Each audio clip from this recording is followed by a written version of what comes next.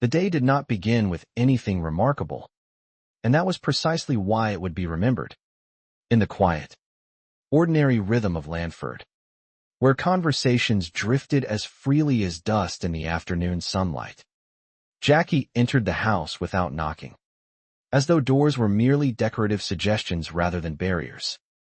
"Hello, everybody," she called out, her voice bright, familiar, and entirely at home. She paused mid-step, squinting across the room. Hang on. Jack, haven't seen you in a while."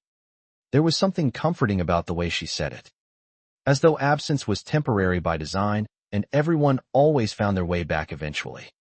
The living room hummed with overlapping conversations. Nothing was ever spoken in isolation here. Every sentence collided gently with another, forming a tapestry of humor, sarcasm, and affection that defined the household. "You and Peter must be really hitting it off," Jackie added, dropping into a chair with theatrical curiosity.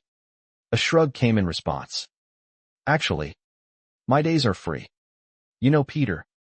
He's got his classes in early European culture, and he's a falconer in training at the Renaissance Fair." Jackie tilted her head, considering that information with exaggerated seriousness. "He wears tights," she said. There was a pause, followed by a reaction that hovered somewhere between confusion and disbelief. "At first, it kind of put me off," she admitted, her voice lowering slightly, as if confiding a secret. "But now, I dig it." "I don't get it," someone muttered. "It's just a bunch of smelly hippies running around eating giant turkey legs," another voice added, dismissive and certain. Jackie leaned back, raising an eyebrow. "Ooh," she said dryly.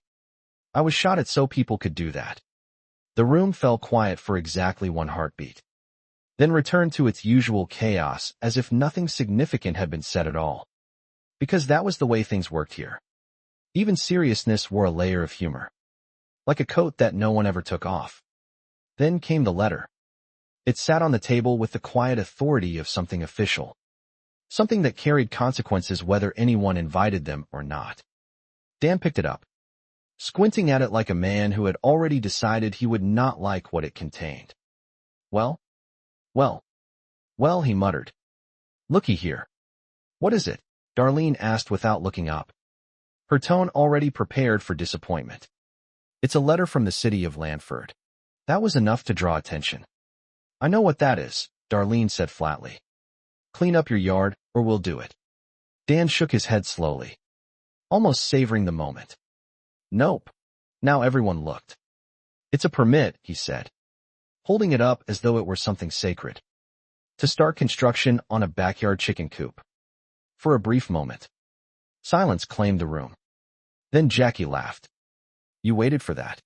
"I waited at the mailbox for 2 weeks," Dan replied, not the least bit embarrassed. "And it comes today." There was pride in his voice, the kind that came from wanting something simple and finally getting it. "This is gonna be great," he added.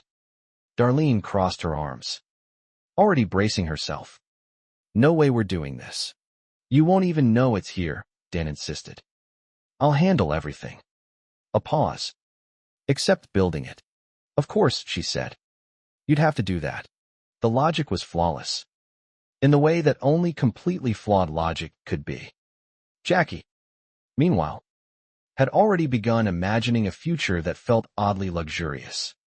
"Organic eggs," she said, almost dreamily. "Healthy. Think about how much money we're going to save."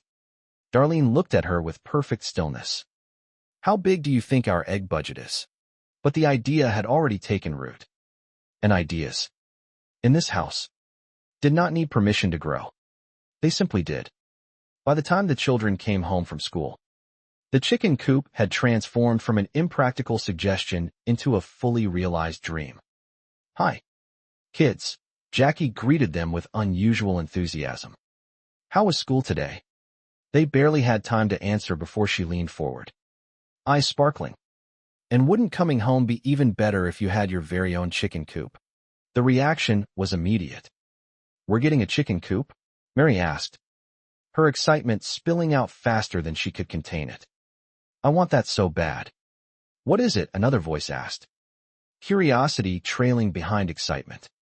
Mary did not hesitate. I'm naming my chicken cornflakes. Don't, Darlene warned instantly. But it was too late. Cornflakes, Mary repeated softly, as though the name itself had weight. I love her so much already. Dan let out a long breath. The kind that signaled surrender rather than resistance. Fine, he said. I'll build you a chicken coop. The cheer that followed felt larger than the decision itself. Because in this family, it was never really about the chickens. It was about saying yes. Yes to small joys. Yes to ridiculous plans. Yes to each other. And so, without ceremony, the chicken coop became real. Not yet in wood and nails, but in something far more powerful. Expectation, hope, and a shared belief that something simple could make life a little better. Across town, in a quieter corner of Landford, Becky sat at a small table with a magazine spread open before her. The quiz stared back at her with deceptive simplicity. Are you financially ready to start a family? She let out a short laugh. I love these quizzes, she said, though her voice lacked conviction. Then she sighed. I'm really stressed, she admitted. More to herself than anyone else. About being able to afford a baby. The words settled heavily. They were not dramatic. They were not exaggerated. They were simply true. She read the questions one by one, each one pressing gently but firmly against the fragile structure of her confidence. Do you have 6 months of emergency savings? She shook her head. Who has that? She muttered. I'm a single working mom. Her thoughts spiraled outward. Daycare. Insurance. Baby furniture. And then, beyond all of that, the unknown. The unexpected. The things no quiz could predict. Like what? Someone asked. I don't know, she said. They're unexpected. That was the problem. Not knowing. Not being ready. Not being sure. She finished the quiz anyway. I did the whole thing, she said quietly. She looked down at the result. I am completely financially unprepared to have a baby. The honesty of it stung. I'm screwed. But even in that moment, life offered her a strange kind of perspective. Look how much money you're saving by not drinking, someone pointed out. She frowned. What's that? No. 600. 700 bucks a month. She stared. Is that really how much you think I drink? There was a pause. That is so hurtful. Then she thought about it. $20 a day, she murmured. Another pause. Huh. It might be that much. Maybe more. The realization did not come with shame. It came with clarity. And maybe, just maybe, a small sense of control. You're doing really good, someone said gently. Not drinking for the baby. She nodded.